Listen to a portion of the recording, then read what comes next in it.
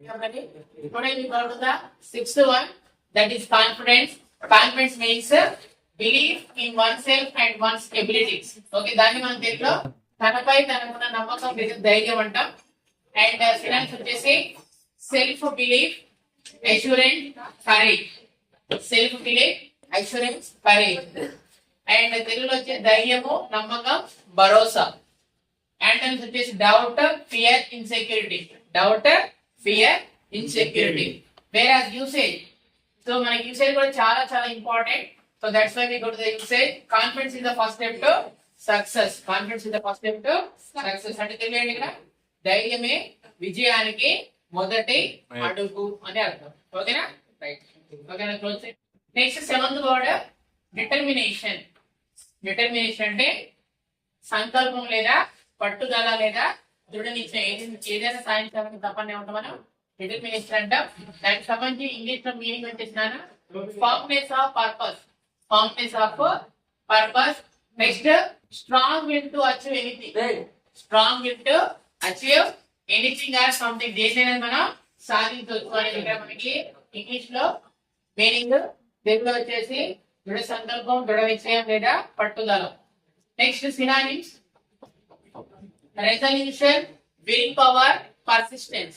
Already we know willpower, we know somewhat resolution.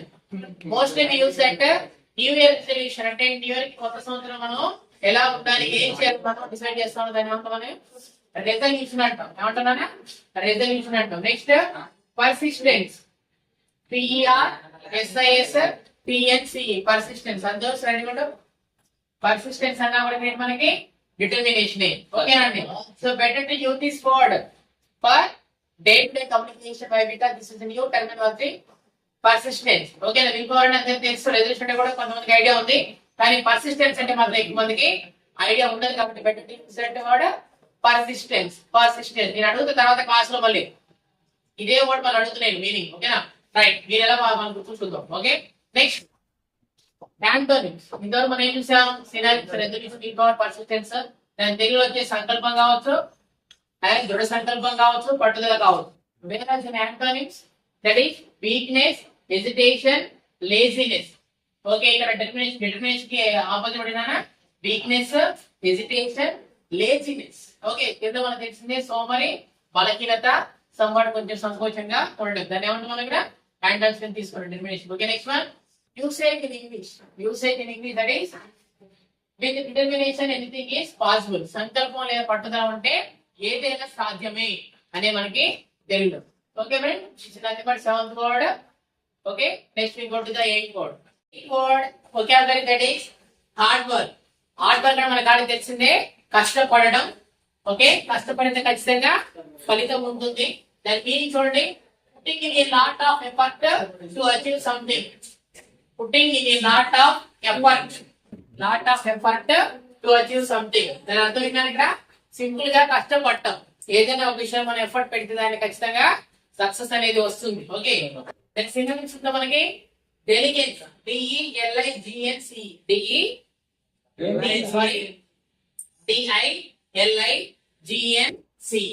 Hard work what we use నానా? Instead of hard work what we use? Dedication. Dedication అనేది hard work place మనం use చేస్తాం. ఓకేనా? How much dedication you pay regarding that work, అంటే ఎంత కష్టపడ్డాను దానికోసం అని చెప్పేసి అంటా ఉంటారు. Right. So that is dedication. దాని చూడండి తెలుగులో శ్రమ, పట్టుదల, అంకిత భావం. తెలుగునా? శ్రమ, పట్టుదల, అంకిత భావం. యాంటోనిమ్స్ పర్యాయం అంటే ఏంటిగా వ్యతిరేక పదాలు. అవేంటంటే లేజినెస్, ఐడిల్నెస్ అండ్ కేర్లెస్నెస్. ఇవి ఖచ్చితంగా ఉండకూడదు జీవితంలో. ఓకేనా? ఇవి ఉంటే అక్కడే ఉంటుంది తప్ప ఎటువంటి డెవలప్మెంట్ అనేది ఉండదు నాకు. ఓకే. రైట్. నేను చూద్దాం. అలసత్వం, సోమరి, నిర్లక్ష్యం. And usage very very important. Every word definitely you have to learn usage. Very very important usage. And right Telugu and English both. Okay. And not only right but also practice in your interview communication with your friends and colleagues and family members. ఓకేనా? Right. Usage చూద్దాం. Hard work never fails. Hard work never fails అంటే కష్టపడితే అది ఎప్పటికి కూడా వృధా కాదు, అది వ్యర్థం అయిపోదు అనేది ఇక్కడ యూసేజ్. ఓకేనా? Next we go to the ninth word. Okay. Now we go to the ninth word, inspiration. Ninth word inspiration. Inspiration అంటే ప్రేరణ అంటే మీనింగ్ వచ్చే తెలుగులో మనకి ప్రేరణ.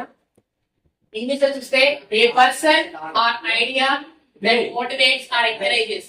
ఏ person or idea that encourages or motivates. దాని ఏమంటాం మనం ఇన్స్పిరేషన్ మీనింగ్ అంటామండి.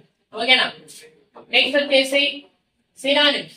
ఇన్స్పిరేషన్ కి సినానిమ్స్ వచ్చేసి మనకి motivation, encouragement, influence. Motivation, encouragement, influence. Okay, పై పదాలు చూసుకుంటే దానికి ప్రోత్సాహం, ఆవేశం, ఉత్సాహం ఏదైనా మనం ఇక్కడ యూజ్ చేయొచ్చు. ఓకేనా? Right. Main focus on English synonyms, motivation, encouragement, influence. Next antonyms. So ఇక్కడ ఇన్స్పిరేషన్ కన్నా యాంటోనిమ్స్ వచ్చేసి మనకి డిస్కరేజ్మెంట్. డిస్కరేజ్మెంట్ అంటే ఏంటి? నిరుత్సాహపరచడం. ఓకేనా? అండ్ డిప్రెషన్, దానికి కూడా మీనింగ్ అదే అవుతుంది, నిరుత్సాహం వస్తుంది. ఓకేనా? Next usage in English. Okay, usage కూడా చాలా చాలా ఇంపార్టెంట్ అని చెప్పాను నేను. ఈ history is inspiration to many people or many ఏదైనా అనుకోవచ్చు. అంటే ఏంటి? అతని యొక్క కథ అనేక మందికి స్ఫూర్తిగా మారింది. స్ఫూర్తి అన్న ప్రేరణ అన్న ఇవన్నీ కూడా ఒకటేనా? Okay, right. This is ninth word. Ninth today, second day, ninth word. We go to the next 10th word. That is today we come conclude. Okay, you can we go to the next 10th word. Respect అంటే మర్యాద. Telugu ఏంటైనా respect అంటే మర్యాద. Meaning వచ్చేసి a feeling of deep admiration for someone. వేరే వ్యక్తికి మనం గౌరవం ఉంటాం. మనం a feeling of deep admiration for someone. కానీ నాకు వాయిస్ వినిపించొద్దు. ఓకే, మీనింగ్ ఇది. తెలుగులో మనకు తెలిసిందే రెస్పెక్ట్ అంటే గౌరవం లేదా మర్యాద. గౌరవం లేదా మర్యాద. Record, esteem, honour, regard, esteem. గౌరవం, భక్తి, శ్రద్ధ. ఓకే, అంబెన్స్ వచ్చేసి మనకి డిస్రెస్పెక్ట్. ఓకేనా? రెస్పెక్ట్ ఆపోజిట్ ఏంటంటే ఇక్కడ disrespect. Disrespect, insult, rudeness. Disrespect, insult, rudeness.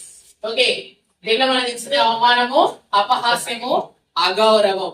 Okay, next very very important double star mark. Every word usage is very very important. We should always respect our elders. Should అంటే తప్పనిసరిగా అని మీకు అర్థమవునా? Should అంటే తప్పనిసరిగా అని should have. Okay, should, right. We should always respect our elders. అంటే మనం ఇప్పుడు కూడా మన పెద్దవాళ్ళని గౌరవించాలి. ఓకేనండి?